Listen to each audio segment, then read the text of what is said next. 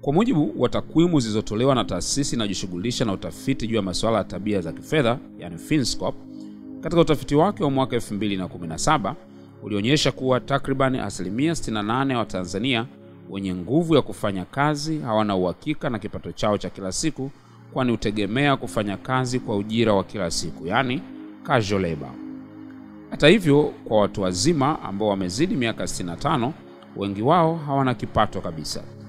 Taarifa nyingine kutoka kwenye ripoti hii ilionyesha kuwa kati ya Watanzania wanaofanya kazi, wengi wao hutegemea kipato cha aina moja tu, na hasa katika maeneo ya shughuli za vibarua za kila siku ambao ni 20%, 41% wakijikita katika shughuli za kilimo, na 18% wanaotegemea misaada kutoka ndugu, na 14% wakijishughulisha na biashara.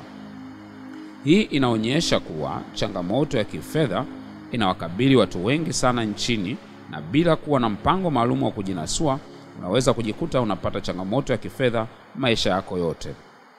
Kitabu hiki kimelenga kukusaidia kujikwamua kutoka katika changamoto hizi ili kujihakikishia mafanikio yako ya sasa na kizazi kinachofuata baada yako. Kukosa mafanikio ya kifedha ni changamoto ambayo inawakumba watu wengi sana kwenye maisha. Kuna watu ambao pamoja na kufanya kazi kwa muda mrefu ama kujaribu kufanya biashara mbalimbali, lakini bado wana changamoto kubwa sana ya kifedha kwenye maisha yao.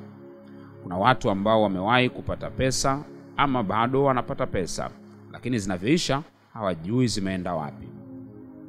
Moja ya kitu cha kushangaza sana katika mifumo ya shule ni kukosekana kabisa kwa masomo yanayohusu namna ya kupata, kutunza, kuzalisha na kuwekeza pesa.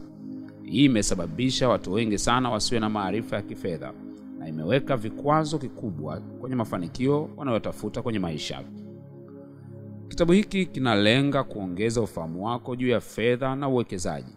Kimejikita kukusaidia kupata tafsiri na ufahamu sahihi juu ya fedha, kutambua maeneo ambayo fedha imejificha ili uweze kuzifuata na kuzichukua. Kitakufundisha namna njema ya kumiliki fedha zako ili zisipotee na uweze kuziongeza kila wakati. Lakini pia kimefafanua kwa undani maeneo ambayo unaweza kuamua kuanza kuwekeza kwa faida yako na kwa kizazi kijacho. Moja ya faida kubwa utakayopata katika kitabu hiki ni mazoezi yaliyolenga kukusaidia kuwa bora zaidi katika eneo la kifedha. Jitahidi kujibu kila swali na kufanya kila zoezi ambalo limetolewa ili upate manufaa makubwa na kukuza ufahamu wako juu ya fedha. Kadiri utakavyokuwa unaendelea kusoma kitabu hiki, utagundua kuwa kuna maeneo mengi sana ya maisha yako yanahitaji marekebisho, na utapata mbinu mpya za kufanya hivyo. Kitabu hiki kinaweza kutumiwa na wanandoa kwa ajili ya kupanga mipango yao, kinaweza kutumika kufundishia vijana ili wapate ufahamu mkubwa wa kifedha, na ni zawadi nzuri sana kwa kila mtu anayetaka kufanikiwa kifedha. Natumaini kusikia kutoka kwako kupitia matokeo utakayoyapata baada ya kuanza kutumia maarifa yote yaliyofundishwa kwenye kitabu hiki. See you at the top.